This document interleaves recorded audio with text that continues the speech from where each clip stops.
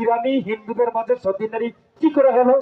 স্বামী মরার পরের দিনে হিন্দু থেকে মুসলমান হয়ে গেছে।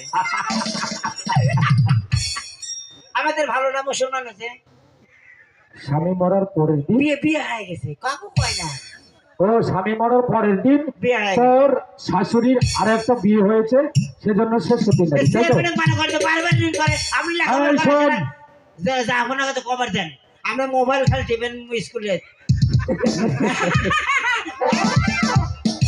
কাজল, জি তুমি স্যার। তুমি বলো তো হিন্দুদের মাঝে সতী নারীর নাম কি? স্যার আমি তো এটাও পাচ্ছি না। ভিটামিন খিলালে লস আমাকে রে, আপাইটাও পারে না। আঙ্গুর ভরের ভর্তা খিলাই, আপেলের ভাজি খিলাই, দুধের স্বরের মালাই, লস ভিটামিন আচ্ছা খিলালে। রহিম, তুমি বলো তো হিন্দুদের মাঝে সতী নারীর নাম কি? স্যার হিন্দুদের মাঝে সতী নারীর নাম হলো সীতা। সীতা। আচ্ছা সীতার অপর নাম কে বলতে পারবে? আমি কর পারবো। বল। শিকার অপর নাম মুক্তি। সীতার অপর নাম বলিনি। হাতটা উপরে ওঠা, হাতটা উপরে ওঠা, তোর হাতটা উপরে ওঠা। সীতার অপর নাম, সীতার অপর নাম কি? বল। সীতার অপর নাম অপর নাম, সীতার অপর নাম। স্যার পরে কই একটু এদিকে আয়। পেশাব করে আসি একটু।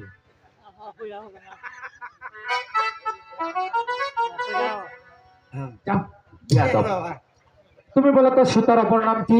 স্যার সীতার অপর নাম জানকী। হ্যাঁ জানোয়ার জানোয়ার ঠিকই। সীতার অপর নাম কি হয়েছে? আরে হয়েছে নাকি? এই বিয়াদব, এই বিয়াদব, এই বিয়াদব, তুই স্কুল থেকে বললি বাথরুমে যাবে, এখান থেকে সে এমন করছিস কেন? মাস্টার সাহেব! আরে হয়েছে নাকি? আমার কি কোথায়? আরে বাবা কি হয়েছে বলবি তো? মাস্টার সাহেব!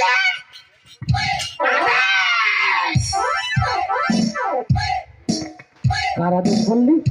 বাচ্চা সাইদের আদেশ। কি আদেশ বাবা? যে ছেলেকে আপনি স্কুলে ভর্তি করে নিয়েছেন, আবার সঙ্গে লেখাপড়া পারে না, সেই জন্য বাচ্চা সাইদ আদেশ দিয়েছে আগামীকাল সেই ছেলে যদি এই স্কুলে আসতে হয়, দলিত-জামা পুরি আওয়াজ ঘরের পেটে চলে এই স্কুলে আসতে হবে, নচেত আসতে পারবে না। শোনো রবি, তুমি তো সবই শুনলে। বাচ্চা সাইডের অধীনে আমি স্কুলটা চালাই, যেহেতু জাহাপনার আদেশ আমাকে পালন করতেই হবে, তাই বলছি আগামীকাল যদি জরির জামা পরে উড়িয়ে বাজ ঘুরাই করে স্কুল আসতে পারো তাহলে স্কুলে এসো, নতুবা স্কুলে এসো না বাবা। আজকের মতো তোমাদের সকলের ছুটি।